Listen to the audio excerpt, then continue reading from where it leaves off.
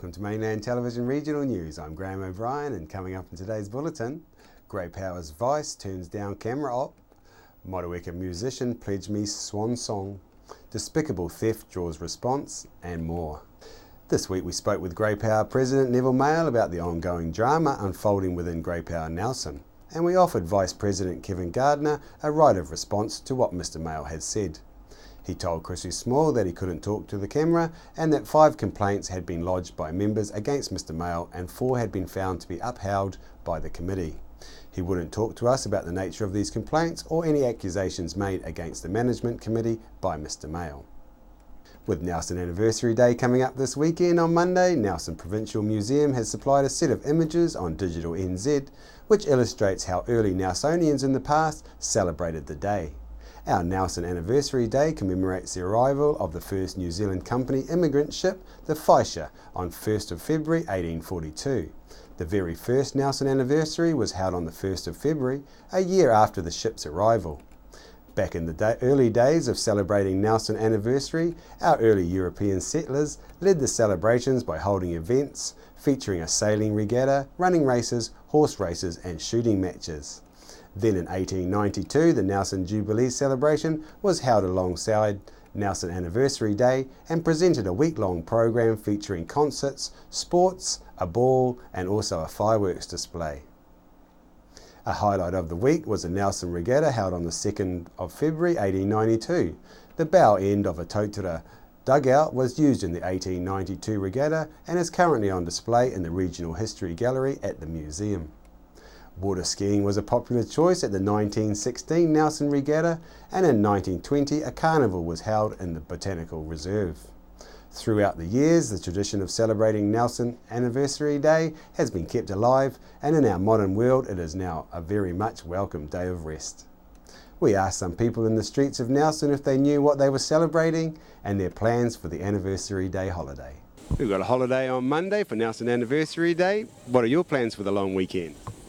Spending time with family, hanging out with friends and going to the beach. I'm looking forward to having an extra day off, and I'm also looking forward to singing at Founders Park with the Jazz Club Big Band on Sunday afternoon.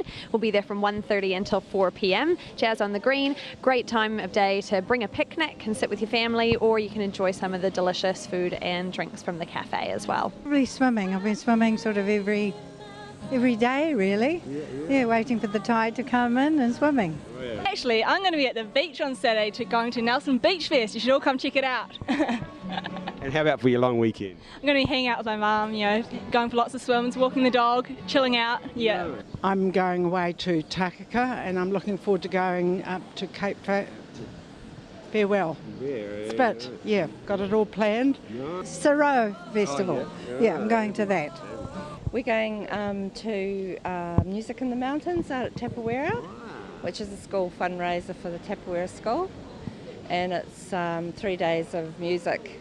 Could you tell me what the Anniversary Day is celebrating? The founding of the city? I don't actually know. No. Are you going to tell me? I actually don't know what it is, but it's just a holiday, so yeah. Well, I would say it's just Nelson, celebrating Nelson, isn't it? I'm not really sure.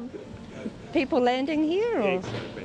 It's celebrating the arrival of the Fisher, which is the first New Zealand immigrant ship to come to Nelson. The Nelson Marlborough Rescue Helicopter was called out on Wednesday afternoon to a man who was caught between 2 fallen trees while working in a forestry block in the Rye Valley area with a forestry team around 12:30 p.m. Due to the terrain and difficulty of access, the helicopter's intensive care paramedic had to be winched into the scene, where he assessed and stabilised the 50-year-old forestry worker before preparing him for a double winch stretcher extraction. The two were then winched aboard and the injured man was flown to Nelson Emergency Hospital in a stable condition for further treatment. A small business in Richmond has hit the news after a good deed turned to havoc by an opportunist theft.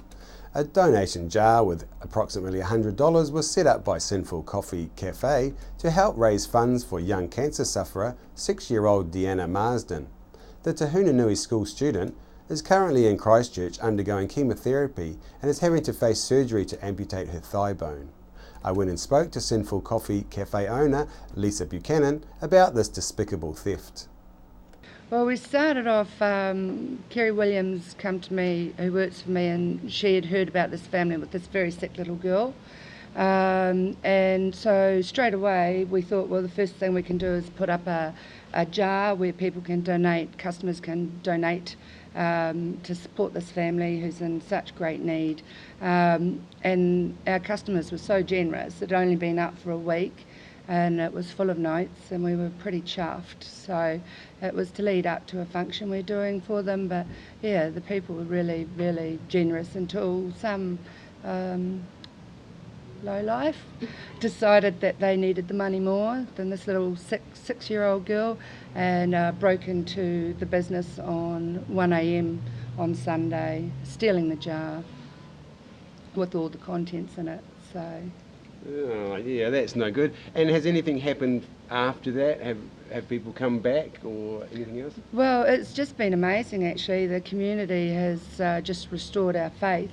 The businesses, not only locally in Richmond, but from Motueka and all over the region, have been phoning up and donating either items for a silent auction or for raffles or putting money into our account that we've opened up for Deanna. You know, even lawyers and little old ladies and men coming in this morning and just looking for the jar to top it up. So we've well exceeded what we'd already raised. So it's just been absolutely wonderful. Oh, it's fantastic when the community pulls together, isn't it? By oath it is. Do you think this is a bit of a sign of the times, how hard up people are, or maybe it's school holidays and then... No, I don't think it's got anything to do with that. I just think there's just people in this world that are quite low, and this little girl is having her leg amputated and going through chemo, and who needs that this money more than she does at the moment and her family. Radio frequencies should be a cause for concern, as some radio equipment being sold in New Zealand may be getting their buyers more than they bargained for. As Nelson man Dean Burke has found out, after being fined for using illegal dog tracking equipment after being found hunting in Pierce Valley, south of Motueka, on August the 5th, 2014. He was fined $2,250 in the Nelson District Court this week. The sentencing judge also imposed court costs and 70 hours community work for an illegal hunting charge. In September last year, a man was fined $30,000 in the Nelson District Court for importing and selling equipment which interfered with radio frequencies. The Ministry of Business, Innovation and Employment brought 6 charges against Conrad Hugh Adams, who was fined $5,000 on each charge. These unlawful American devices use the 151 to 154 MHz range, which just happens to be the same frequency as our emergency services and DOC. Mainland found out it is not only illegal to use these devices, but it is actually illegal to own them. So when shopping for equipment on sites such as Trade Me, people should exercise caution. And in town this week, the buskers were keeping the local shoppers entertained and giving people a taste of what they can see at Fairfield Park this Saturday and Sunday at 6 p.m.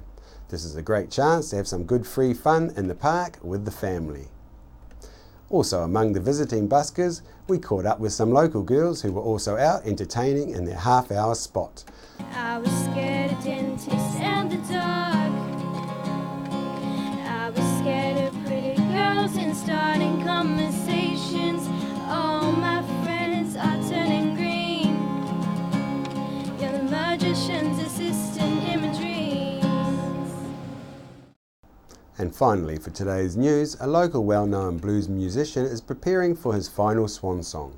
Motueka-based bluesman Ralph Bennett Eads has been on the road for the last time, as he has been forced to hang up his guitar after being told by doctors this month that he won't be long for this world.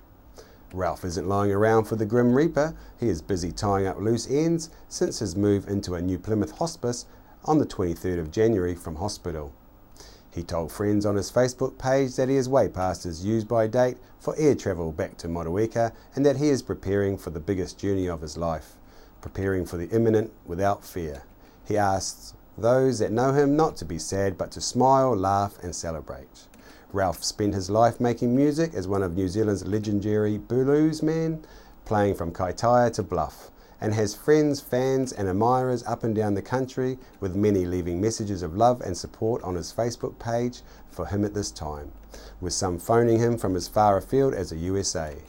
His latest musical work for a new CD is on his laptop and nearly completed, and he's asked a friend to put some last finishing production touches to it and to make it available for sale, with the profit going to his young daughter.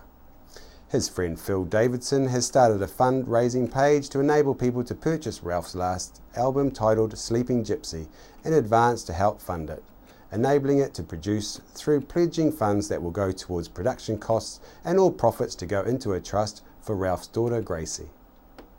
You can go to the Pledge Me website to support this worthy cause.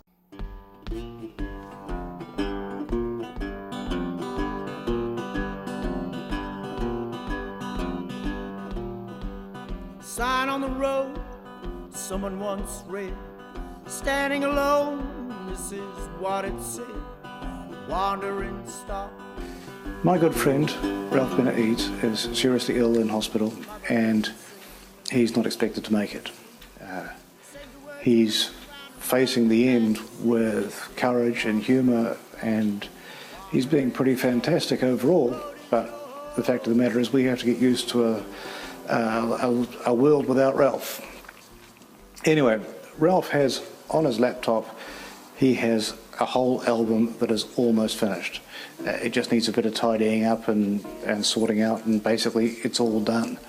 And so this Pledge Me project is to get that album out into the world, to make so that Ralph's music doesn't have to die with him. Ralph's music can carry on, and that's the point of this Pledge Me project. So how it works is you pledge to buy a copy of the CD, or even several copies, and give them away to your friends, and then I'll make the required number. I've mastered most of Ralph's albums in the last few years, so I know what he wants, and we'll do a nice cover design for it, probably with that picture of him and Gracie, and then the profit goes to Gracie, goes into a trust account that Ralph set up for Gracie, so it's all going for a good cause. So Ralph wants us to celebrate his passing. What's a better way to celebrate it with a CD of good tunes? You just can't stop, wandering stop, wandering stop. The road is your home, the road is your home, the road is your home, the road is your home.